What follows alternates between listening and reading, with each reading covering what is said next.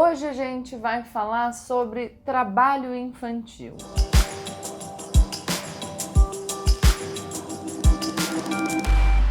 Olá pessoal, como eu sempre digo, a partir de agora, menos emoção e mais razão. Aproveita para se inscrever no canal, deixa o seu comentário e o seu like se você gostar desse vídeo. Hoje a gente vai falar sobre trabalho infantil e a gente vai falar no ensejo de uma declaração do presidente Jair Bolsonaro, que aliás é muito parecida com uma declaração que ele fez em julho de 2019, falando que é um absurdo que os jovens não possam trabalhar, que ninguém tá nem aí se uma criança fumar um paralelepípedo de crack, mas a gente não deixa as crianças trabalharem. E aí, enfim, ele desenvolve um argumento dizendo que o trabalho é bom, que as crianças deveriam poder trabalhar. E claro, como sempre, quando o presidente da República diz algo, ainda que esse algo seja uma manifestação enaltecendo o trabalho infantil, que é algo ruim, a gente vai falar disso, e que é proibido no Brasil, alguns dos seus apoiadores comentam isso nas redes sociais, falando que o presidente está certo e que as crianças e adolescentes deveriam poder trabalhar, porque o trabalho dignifica o homem, que é por isso que os nossos adolescentes não têm valores, que é melhor trabalhar do que roubar. Aliás, eu acho esse argumento maravilhoso, porque ele só é usado quando a gente está falando de criança pobre, né? Ou vocês já viram alguém falar isso sobre uma criança rica? É melhor trabalhar do que roubar. Não, né? Aliás, bom dizer, quando a gente está falando de crianças e jovens ricos, a gente conhece vários, é só vocês começarem a puxar aí na memória, que não trabalharam quando crianças ou adolescentes, porque puderam ter a sua infância e a sua adolescência preservadas, e que não trabalharam ao longo da vida, né? Porque conseguiram viver aí com o dinheiro que era proporcionado pelas famílias. Eu conheço um pessoal na política também que seguiu a carreira do pai, sabe? E nunca fez nada, além de trabalhar na política? Umas famílias que acabam usando sobrenome para ficar todo mundo na política? Deu para lembrar de alguma? Não?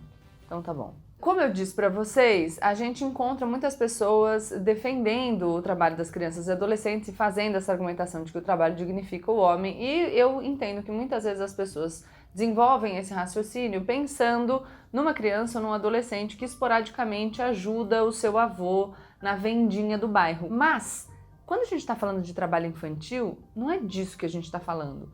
A Constituição veda o trabalho infantil e, enfim, o nosso Estatuto da Criança e do Adolescente vem para regular a Constituição que inaugura a doutrina da proteção integral, já fala um pouco mais sobre isso também no artigo 227, mas justamente para proteger a infância e a adolescência de um trabalho que é perigoso, que é insalubre, que prejudica o desenvolvimento, que prejudica a frequência escolar. A gente está falando de trabalho doméstico, a gente está falando de trabalho na rua, a gente está falando de trabalho no campo.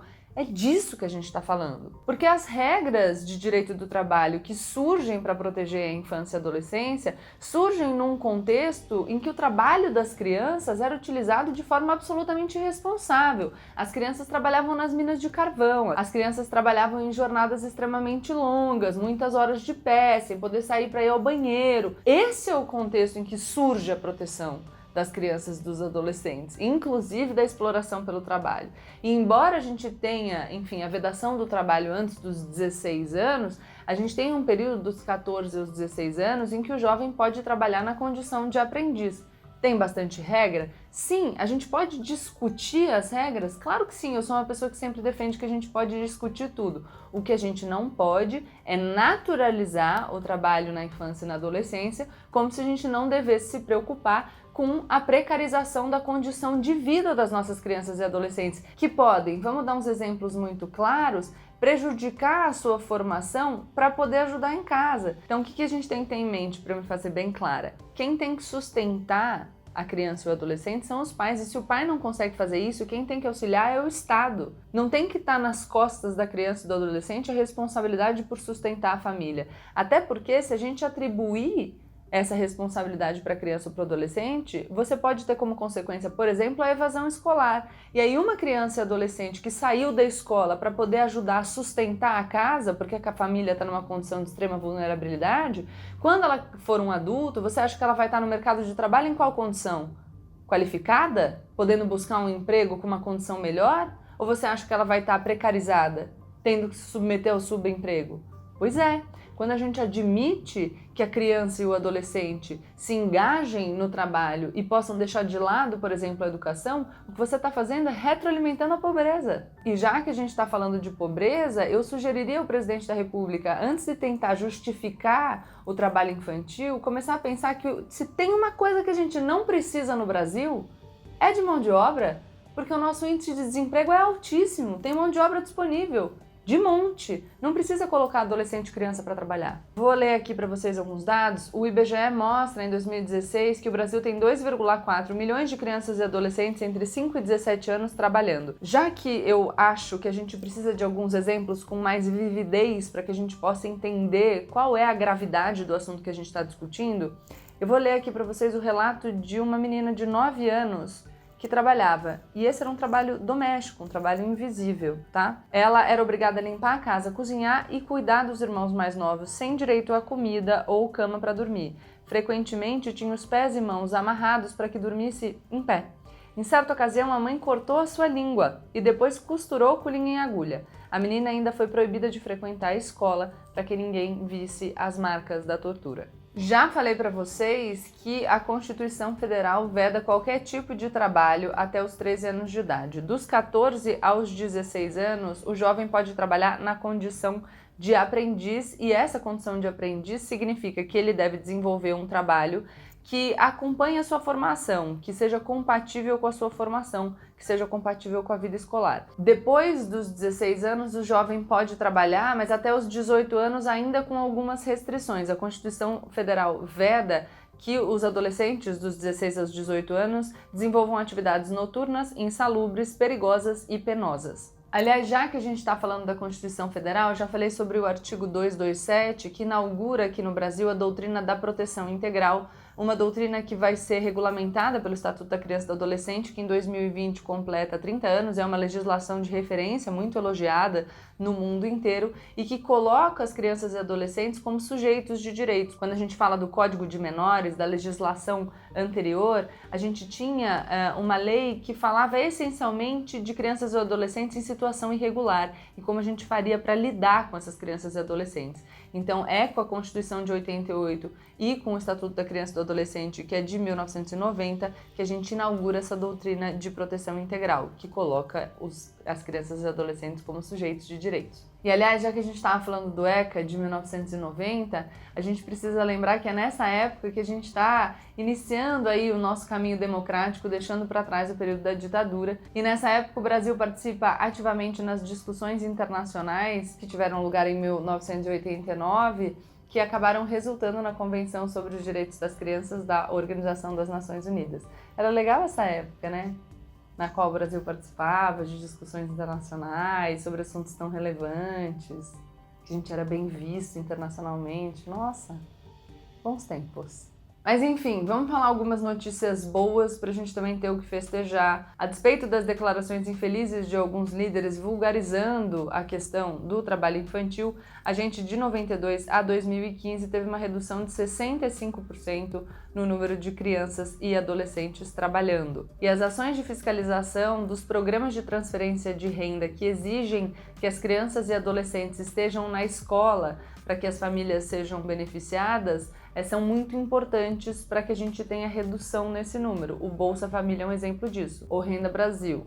Enfim, a gente não sabe como vai chamar porque esse governo é muito bom em mudar o nome das coisas. Vou continuar aqui com a minha colinha para citar alguns dados para vocês. Segundo dados do Sistema de Informação de Agravos de Notificação, SINAM, do Ministério da Saúde, o Brasil, entre 2007 e 2018, teve 261 mortes e 43.777 acidentes de trabalho com crianças e adolescentes entre, prestem bem atenção, 5 e 17 anos. Pensa numa criança de 5 anos, tá? Ok, a gente está falando de acidente de trabalho. Desses mais de 43 mil casos de acidente de trabalho, cerca de 25 mil atingiram adolescentes em idade para trabalhar como jovem aprendiz, portanto entre 14 e 16 anos, como a gente falou. E esses adolescentes foram vítimas em atividades que eram proibidas pela legislação, por causa da insalubridade ou da periculosidade. E claro, Quando a gente fala que uma lei é absurda, que a exigência é exagerada, que a gente não devia ter esse tipo de limitação, a gente está encorajando as pessoas a desrespeitarem a lei que vigora. E é interessante, né? Porque, enfim, no discurso que era contra a corrupção, a gente estava falando de respeito à lei, não era isso? Se a lei está posta, a gente deveria ter que respeitar a lei e incentivar as pessoas para que elas respeitassem a lei. Pelo menos é o que eu acho. E já que a gente falou um pouco sobre o impacto do trabalho infantil na questão da evasão escolar e como isso pode alimentar um ciclo de pobreza, porque a criança ou adolescente que deixou a escola para trabalhar, ele vai se apresentar ao mercado de trabalho como adulto numa condição muito delicada para procurar um emprego bom, né? Ele vai se submeter a um subemprego, principalmente num país com os índices de desemprego que tem o Brasil. Eu acho importante a gente falar da relevância que tem um país investir na primeira infância, ou seja, no período no qual a criança tem entre 0 e 5 anos. Investir na primeira infância, como mostram diversas pesquisas, é uma política muito eficiente para diminuição futura, claro, nos índices de violência, que é uma coisa que no Brasil a gente discute muito, que todo mundo quer.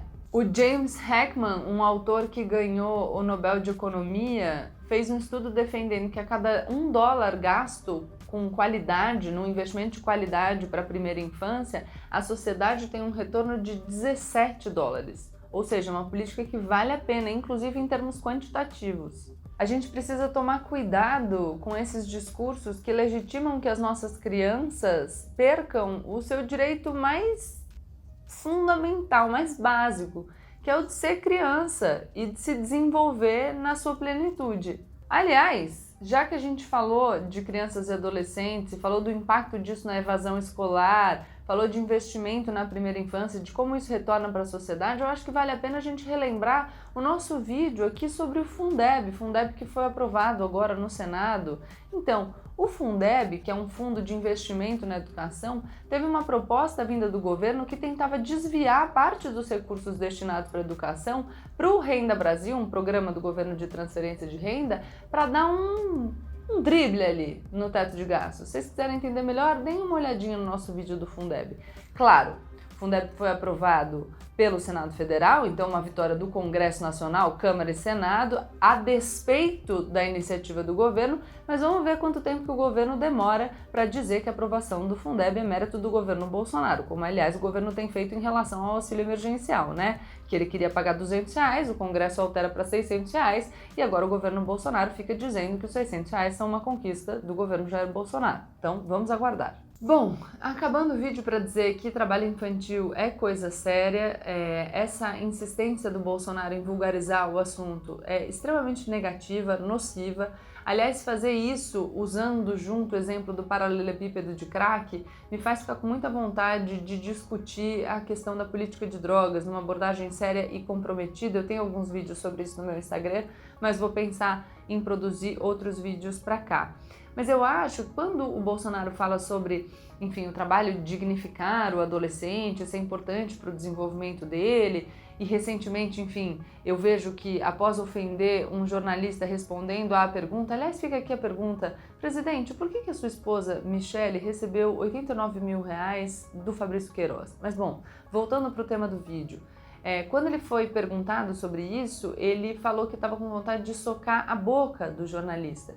E a sua base de apoio disse que o presidente era um homem valente, corajoso, que protegia as pessoas. Então, quando ele fala sobre as crianças, eu fico com algum receio de que a sua base de apoio, de alguma forma, o interprete novamente como um homem valente que está protegendo as crianças. Embora eu ache essa abordagem um absurdo, eu gostaria de propor a vocês a seguinte reflexão.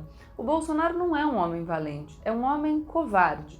Foi covarde, por exemplo, quando foi para as ruas cumprimentar as pessoas, se aglomerar com as pessoas no início de uma pandemia que já matou mais de 100 mil brasileiros. Foi covarde e é covarde porque protege supostamente a sua esposa, mas só protege a sua esposa, a sua mulher. Porque para outras mulheres o que ele tem é misoginia. Para a jornalista Patrícia Campos Melo, ele tem uma ofensa misógina. Para a ex-deputada Maria do Rosário, são danos morais. Ele chegou a dizer que ela não merecia ser estuprada porque ela era feia. Não sei se vocês se lembram disso. Para as crianças do Brasil, Ele quer o trabalho, mas a gente sabe muito bem o que ele faz para proteger os filhos dele. Então o Bolsonaro não é valente e corajoso, porque ele não protege as suas crianças, as nossas crianças, ele não protege o povo brasileiro, as nossas mulheres, ele protege os dele. Ele olha para o entorno dele. E isso é egoísmo e covardia. Bom, acho que, enfim, deu para entender um pouco porque quando a gente fala de trabalho infantil a gente tem que falar com muito cuidado. É claro que a gente se preocupa com uma criança que está usando drogas. Quando ele diz que não tem ninguém preocupado com uma criança que está fumando um paralelepípedo de crack, está muito equivocado. Tem muita gente preocupada com a situação das nossas crianças. E as pessoas efetivamente preocupadas com a situação das nossas crianças são as pessoas que querem que as nossas crianças possam ser crianças, então que elas não sejam tão vulneráveis a ponto de fumar um paralelepípedo de crack e que a alternativa a isso não seja deixá-las vulneráveis, submetendo-as ao trabalho no lugar do usufruto da sua infância e da possibilidade de se desenvolver com dignidade. Então isso é a preocupação verdadeira e genuína com as nossas crianças. O resto é só retórica. Bom, gente, espero que vocês tenham gostado. Se gostaram, deixem o like de vocês, se inscrevam aqui no canal, sugiram temas de vídeos nos comentários e compartilhem o vídeo com seus amigos. Beijo, tchau, tchau.